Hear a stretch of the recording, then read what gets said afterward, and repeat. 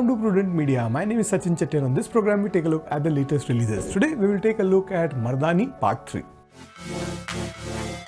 A third installment of a franchise headlined by a female police officer is an unusual and somewhat unexpected occurrence in Bollywood. Male-led cop films are far more common and commercially encouraging, with Singham being a prime example, boasting of 3 standalone films and multiple crossover appearances. Shivani Shivaji Roy, in contrast, does not enjoy the same level of mass appeal like Singham or the same kind of pop culture visibility. However, the comparison between the two characters is inevitable as they are built on similar foundations. चाहे वो सिंघम हो चाहे शिवानी हो, दोनों ही ईमानदार officer है who operate with uncompromising integrity and a near daredevil confidence. The key difference lies in the presentation.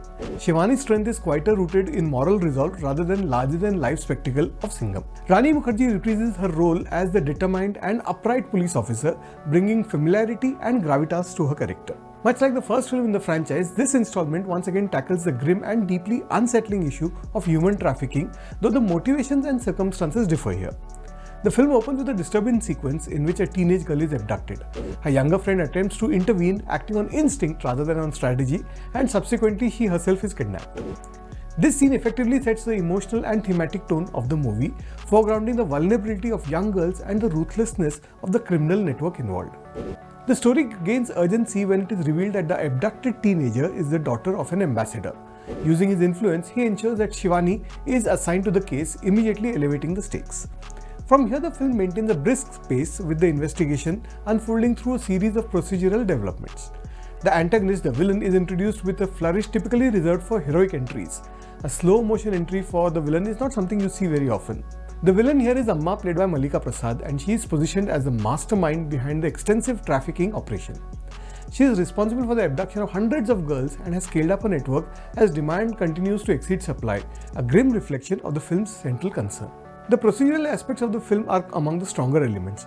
The narrative effectively highlights systematic inefficiencies, bureaucratic delays, and the uncomfortable police and criminal nexus which enables such crimes to flourish.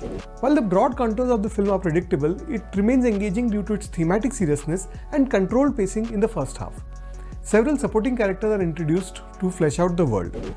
उसमें एक है Fatima, played by Janaki बोडीवाला, जो शिवानी की subordinate रहती है, and she adds energy and competence to the investigative team, while Prajesh Kashyap plays Ramanujan, who is a young man who works with destitute children. Unfortunately, the narrative cohesion built in the first half begins to falter in the second half.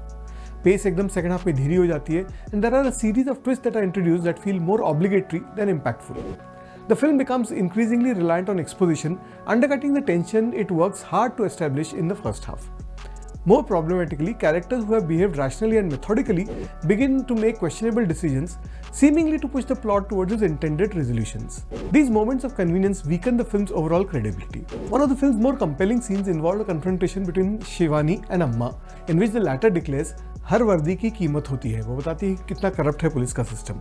The exchange attempts to articulate opposing worldviews, one driven by survival and the other by systematic corruption. And there is of course Shivani's point of view, which is bound by duty and moral accountability. Although the dialogue is somewhat verbose, the scene succeeds because it avoids simplistic moral binaries. There is an unsettling plausibility to Amma's arguments, even though nothing can justify her actions.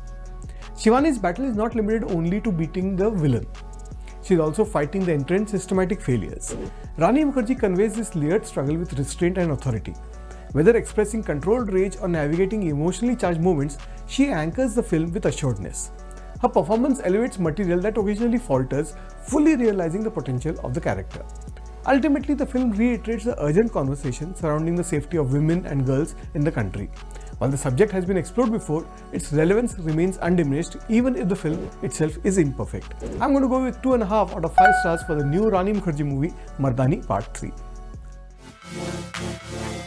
Well, that's what I thought of Mardaani that was released this week. Do let us know what you think, and I'll be back with you next week with more movie reviews. Till then, it's goodbye from me.